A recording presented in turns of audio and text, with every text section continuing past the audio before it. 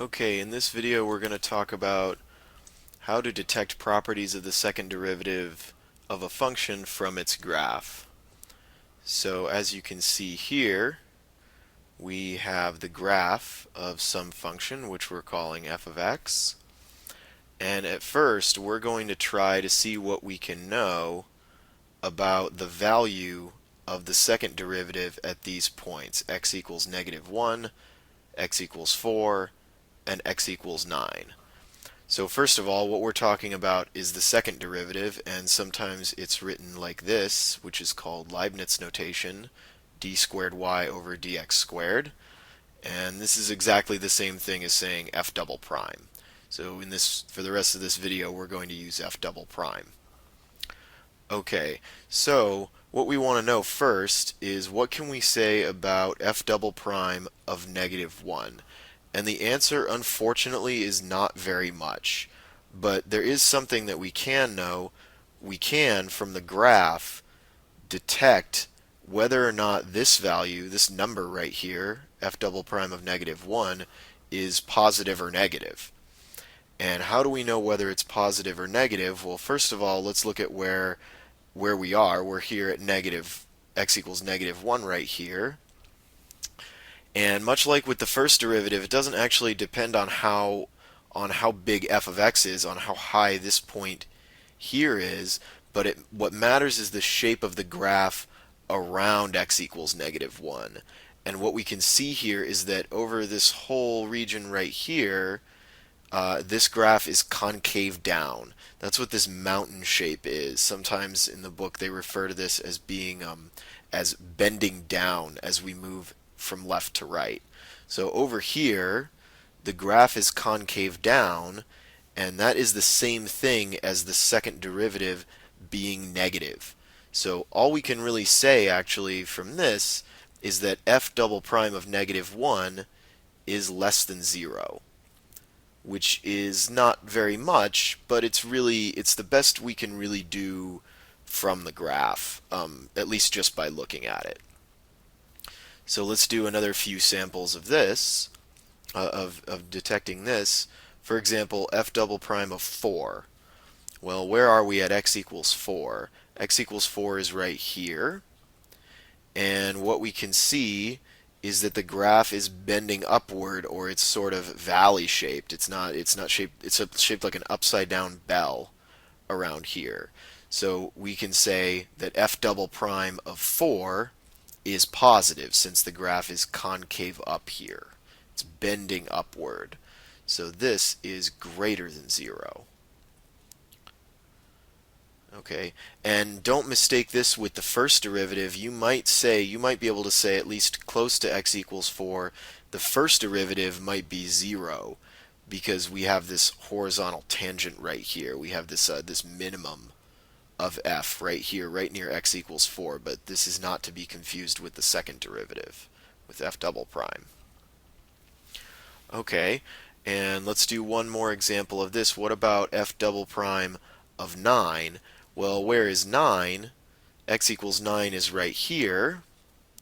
And it looks, again, it's not quite as easy to tell here because the graph is a little flatter, but it still looks like it's bending downwards. You might think about the slopes of the tangent lines, like the slope of this graph, or the slope of a tangent line over here is a little bit bigger than it would be right here. Right here, it's very small. It's almost 0. But either way, the idea is that this graph is concave down here, and so the second derivative at x equals 9 has got to be negative. It's got to be less than 0. Okay, we can actually we can know a lot more about this than just what the sign of the second derivative is just at a few points. Let's actually let's find all of the points where the second derivative is positive and negative. Okay, and so in other words, I'm going to look for the intervals on which this function f of x is concave up. And likewise, we're going to do concave down as well. But first, let's let's do concave up. Let's try to determine all the places where the graph is concave up, which is the same thing, of course, as the second derivative being positive. Now, the main place I see where this graph is concave up is right around here, and I kind of have to just decide where it stops. And the best we can do is estimate this, but we can do pretty well. Like if I get over to x equals 5, I think it's still concave up here. But by the time I get to x equals 6 right here, it looks like it's starting to bend down.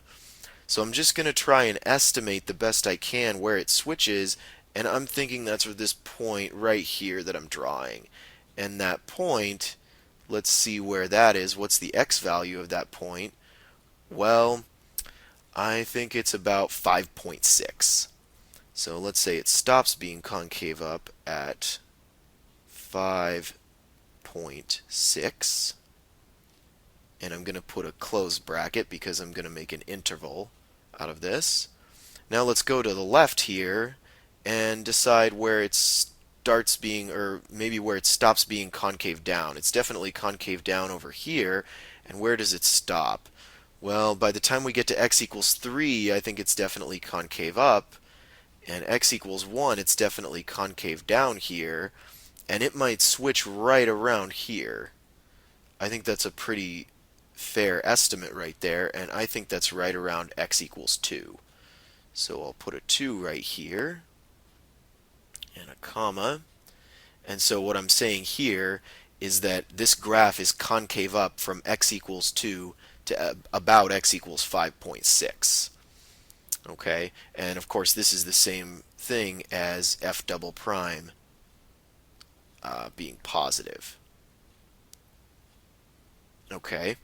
And it's not going to be too hard for us to know now where the graph is concave down, because it looks like, at least to me, it looks like this graph is bending downward everywhere else, right? It starts at about x equals -2 here, and then I think it's fair to say that this graph is bending downward, or it's sort of, right side up bell-shaped, all the way to x equals 2. So I'm going to say that it's concave down from x equals -2 all the way to x equals 2. Okay, so that's the interval from x equals -2 to x equals 2. I'm saying that it's concave down there. And likewise, I think everywhere to the right of this point, it's fair to say that we're bending downward and that this graph is concave down. So I'm going to say and I'm going to put another interval in here, and I think it's all the way from where we said it stopped being concave up, which is 5.6, all the way to the end of the domain of this function, which I think is about x equals 11. So let's say 5.6 to 11. Let's use round brackets for this interval here. Alright, and let's do one more thing for this video, and it's going to be pretty simple given all of the work that we've already done. Let's find the points of inflection of this function. The points of inflection of a function are the places where it switches concavity, where it goes from concave up to concave down, or vice versa.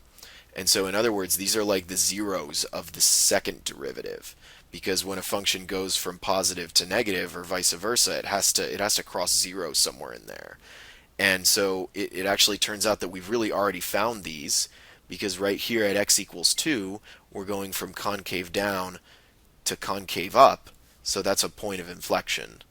So in this case, x equals 2, that's a location of a point of inflection. And the other one we already found as well, where we go from concave up to concave down, right here. And that's at x equals 5.6, or approximately 5.6. Okay?